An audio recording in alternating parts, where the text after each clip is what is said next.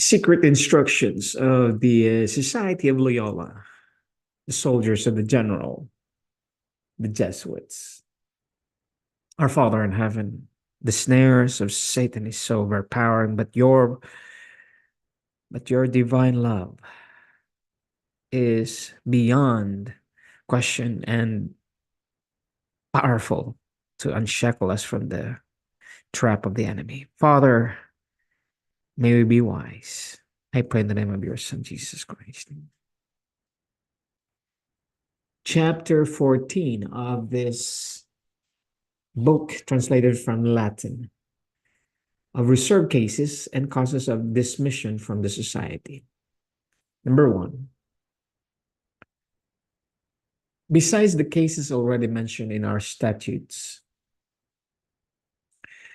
in which the superior only or the ordinary confessor by his authority has power to absolve.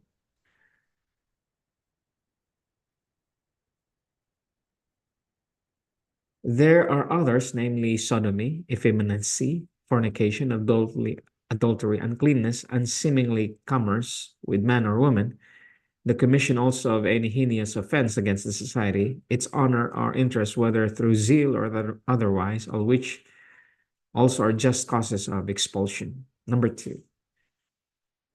But if anyone at the sacrament confess sins of this kind till promise be made out of confession to discover them the superior, either himself or by his confessor, let not absolution be given him. And then let the superior take such resolution as shall tend most to the common good of the society. But if there be hopes of smothering the crime, let it then be punished with an adequate penance. But if not, let him as soon as possible be expelled. Let the confessor, however, be always very cautious not to inform the penitent that he is in danger of it. Number three. If it come to the ear of any of our confessors that a strange woman has had to do with a member of the society, let her not be absolved before she was discovered his name, out of confession, and even when this is done, let her by no means receive absolution till she has further obliged herself by an oath, never to reveal it to anyone living without our consent. If two of our members have carnally sinned, let the first that discovers it be retained, and the other expelled. But let him that stays with us be mortified and plagued with such intolerable discipline, that we may drive him to commission of some fresh offense which will afford a good handle for spewing him out.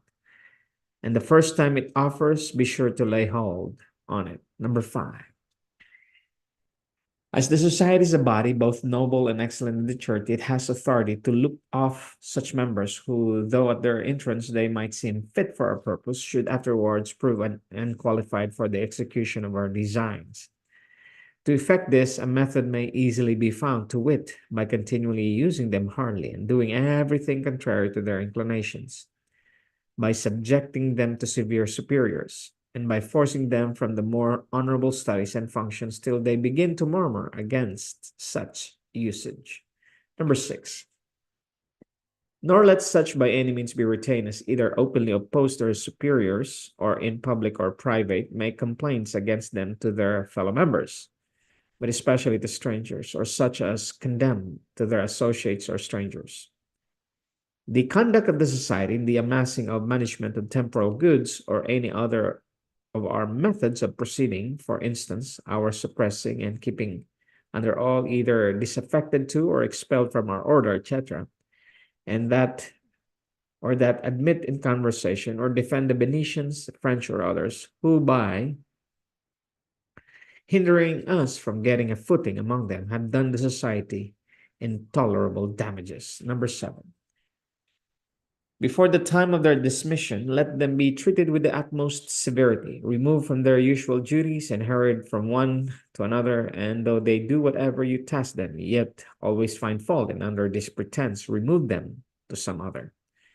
For the slightest offense, though inadvertently committed, to be sure you subject them to a heavy punishment. In public, constantly abash them till they are no longer to bear it, and then turn them out, as persons whose example may be pernicious to others, and for this purpose choose such place and opportunity as they never in the least thought of. Number 8.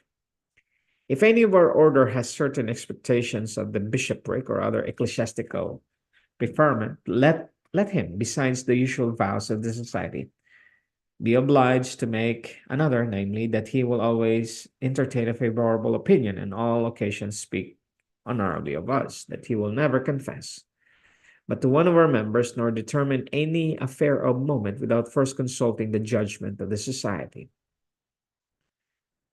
For non-observance of which by Cardinal Tollet, our order obtained from the Holy See that no Maran descended from the perfidious race of Jews and Mohammedans, who will not oblige himself to perform such a vow, should never, for the future, be admitted among us, but immediately expelled as a most virulent enemy, though a person of ever so great fame and reputation. We'll read chapter 15 the next time. May God our Father help us, and his Son be gracious to us, now and forever.